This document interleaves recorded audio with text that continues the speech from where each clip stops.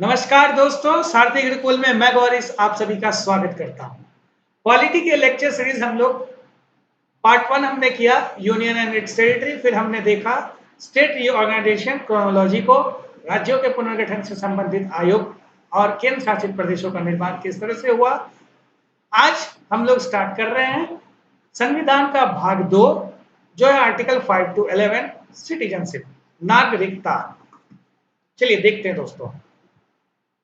शुरू करने से पहले कुछ बातों को समझना बहुत ही इंपॉर्टेंट है। जैसे constitution does not contains any permanent provisions with respect to citizenship. दोस्तों इस बात को समझें कि संविधान में कोई भी स्थायी प्रावधान नहीं है। स्थायी यानी कि ऐसा ही हमेशा होगा। कॉन्स्टिट्यूशन में नागरिकता से जुड़ा हुआ कोई भी स्थायी प्रावधान नहीं है। Okay, it only identifies the persons who became citizens of India at its commencement, that is on 26 January 1950. 26 जनवरी 1950 जिस दिन संविधान को लागू किया गया था, हमारा संविधान केवल उस वक्त की बात करता है कि उस वक्त कौन देश के नागरिक होंगे। Who became citizen of India on that day 26 January 1950, because we all know संविधान लागू हुआ 26 जनवरी 1950 को। तो दो बातें काफी इंपॉर्टेंट। नंबर 1, संविधान में कोई स्थायी प्रावधान नहीं दिया गया है। संविधान केवल 26 जनवरी 1950 को कौन देश के नागरिक बने, संविधान की शुरुआत जिस दिन हुई, लागू हुआ, उस वक्त कौन देश के नागरिक होंगे, केवल उस वक्त की बात करता है। So it does not deal with problems of acquisition और loss of citizenship subsequent to its commencement. That means कि संविधान लागू होने के बाद भविष्य में किस प्रकार से नागरिकता मिल सकती है, कैसे नागरिकता जा सकती है, नागरिकता से जुड़े कोई भी मामले संविधान उनसे डील नहीं करता। It has empowered parliament to enact any law for any matter in this regard. संविधान ने संसद को यह अधिकार दिया है कि नागरिकता से जुड़े कोई भी नियम, प्रावधान या कानून संसद बनाएगा। ठीक है दोस्तों, अगेन आई रिपीट कि संविधान में नागरिकता से जुड़ा हुआ कोई भी स्थायी परमानेंट प्रोविजंस नहीं दिए गए हैं। यह पार्लियामेंट के ऊपर रखा गया, संसद को अधिकृत किया गया। कोई भी ऐसे मैटर्स नागरिकता से जुड़े हुए, संविधान उसके लिए कानून बनाएगा। संविधान केवल 26 जनवरी 1950 यानी संविधान जब लागू हुआ उस वक्त कौन देश के नागरिक होंगे, उस वक्त की बात करता है। ठीक है दोस्तों, तो इस बात को एकदम ध्यान से समझें, क्योंकि इस तरह के ही क्वेश्चंस एग्जाम में स्टेटमेंट में रहते हैं और हम उस वक्त कंफ्यूज हो जाते हैं। ठीक है, तो संविधान में भविष्य से जुड़ा कोई भी ऐसा प्रावधान कि नागरिकता कैसे मिल सकती है, कैसे जा सकती है, यह संविधान में नहीं बताया गया। संविधान में केवल 26 जनवरी 1950 की तिथि को कौन नागरिक हो सकते हैं, यह बातें की गई हैं। अब हम देखते हैं कि 26 जनवरी 1950 को कौन देश के नागरिक थे, हो सकते थे, उनके बारे में संविधान में क्या प्रावधान है। तो दोस्तों 4 कैटेगरीज में संविधान ने इसे रखा कि 26 जनवरी 1950 को इन 4 तरह के वर्गों के लोग देश के नागरिक होंगे, जो कि article number 5 to article number 8 चर्चा किया गया है। ठीक है, तो कौन से 4 तरह के लोग? Number 1, who had his domicile in India, यानी जो उस वक्त भारत का मूल निवासी, स्थायी निवासी हो। दूसरा, the persons who migrated to India from Pakistan, वैसे लोग जो 47 के बाद यानी इंडिपेंडेंस के बाद यानी पार्टीशन के बाद पाकिस्तान से इंडिया चले आए।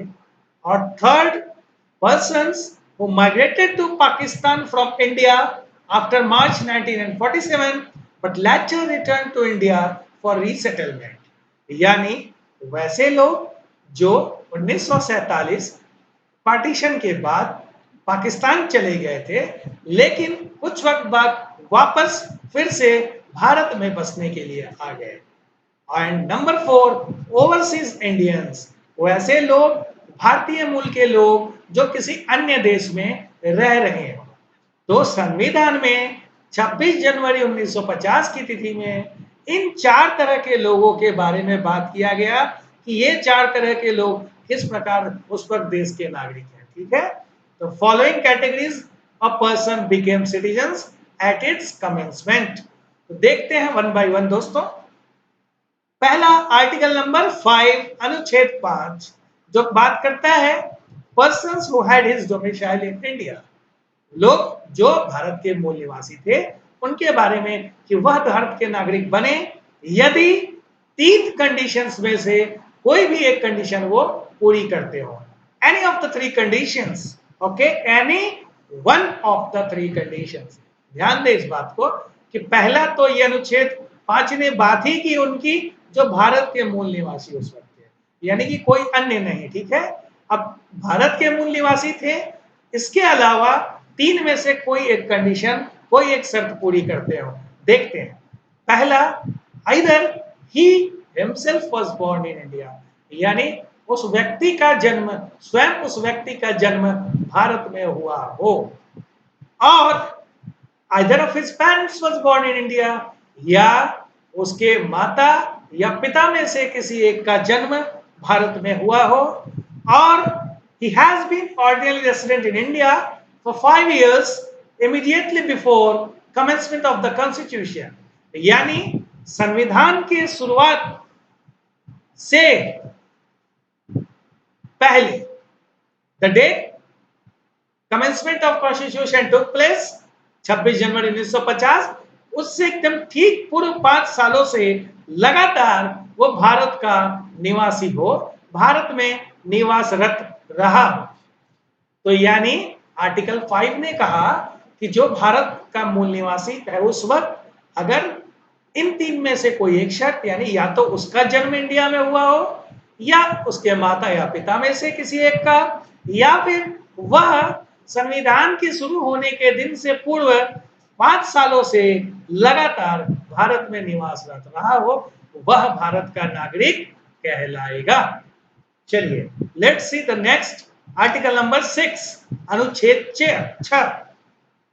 यह बात करता है वैसे लोगों की जो पार्टीशन के बाद पाकिस्तान से इंडिया चले आए, और आइदर ही और आइदर ऑफ हिज पेरेंट्स और any of the grandparents were born in undivided India, यानी कि एक बात वैसे लोगों की बात बारे में कह रहा है जो पाकिस्तान से इंडिया चले आए विभाजन के बाद, और या तो उस व्यक्ति का या माता पिता में से किसी एक का, या फिर दादा या दादी में से किसी एक का जन्म अविभाजित भारत में हुआ हो, तो एनी ऑफ द 2 कंडीशंस, 2 शर्तों में से कोई एक पूर्ण हो तो वह नागरिक कहलाएगा। नंबर 1, इफ माइग्रेटेड बिफोर 19 जुलाई 1948।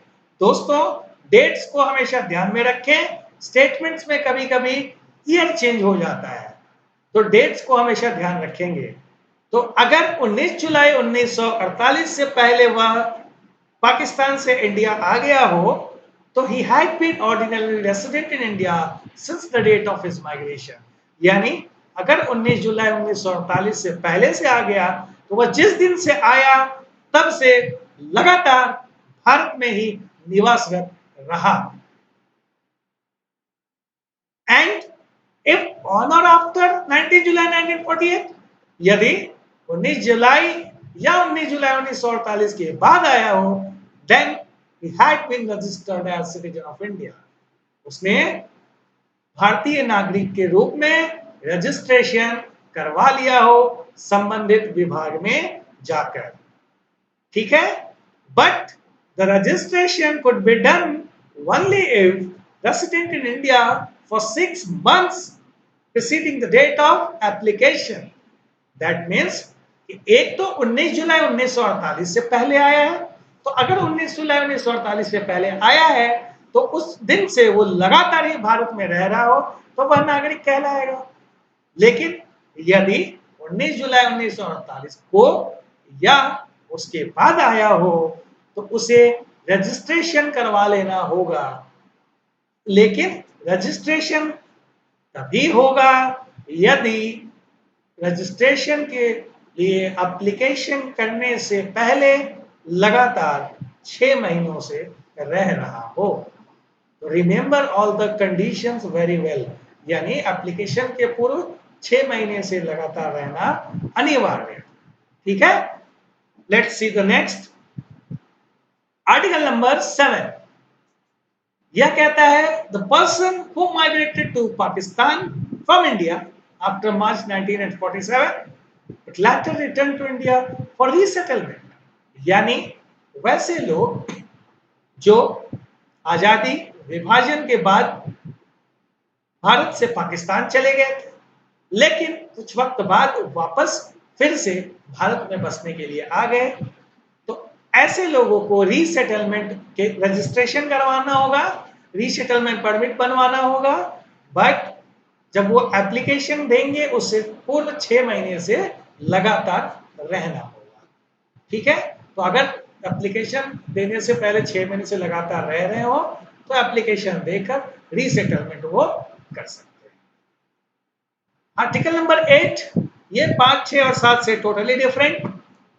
यहां बात हो रही है वैसे लोग जो किसी अन्य देश में रह रहे हो, अन्य देश मतलब पाकिस्तान के अलावा। The persons of Indian origin residing outside India.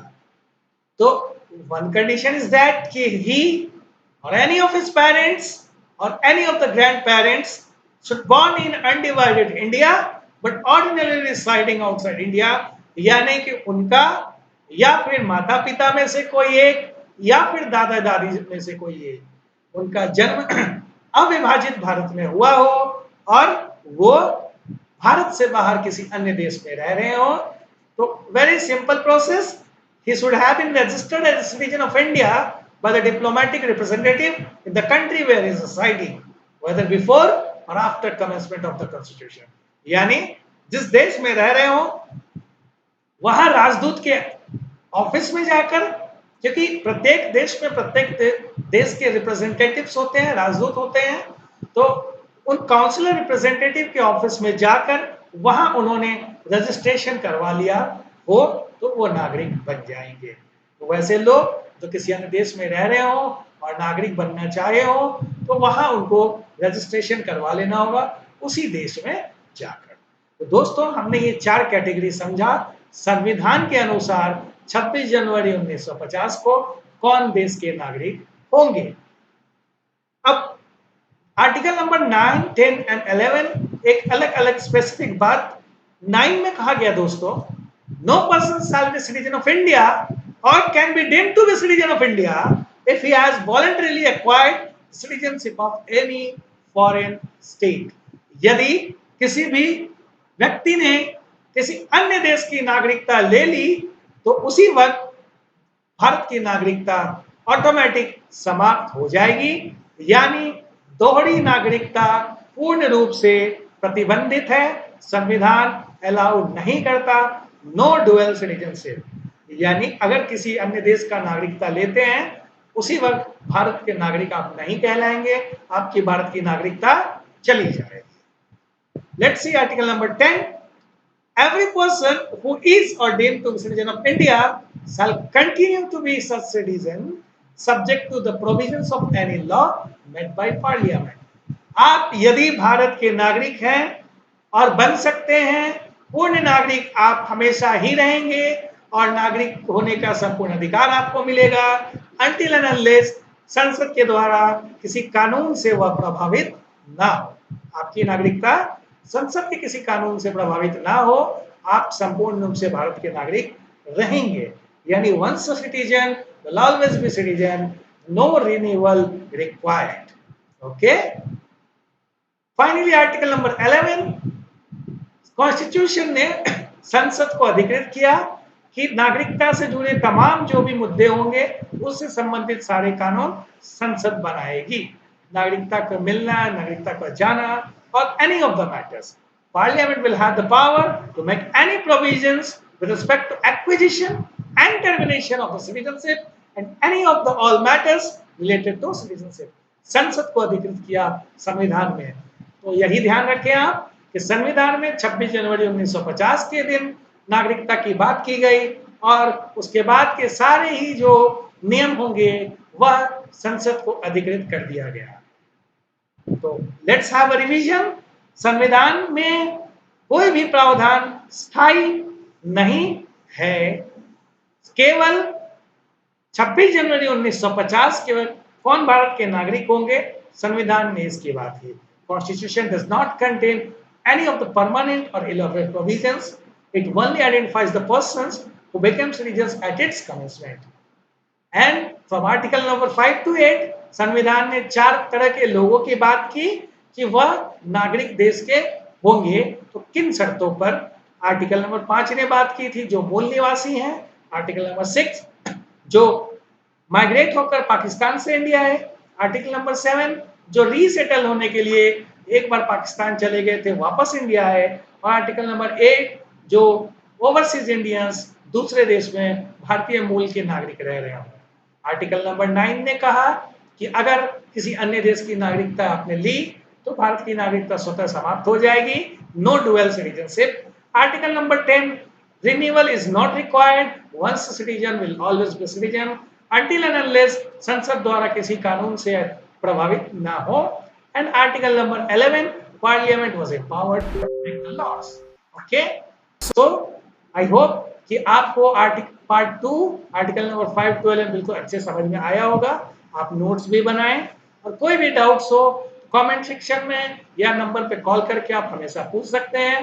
किसी भी सब्जेक्ट्स में प्रिपरेशन फेज में किसी भी तरह का कंफ्यूजन हो, feel free to share with us. Team Sarathi Gurukul is always with you. हमारा एम आपका सक्सेस।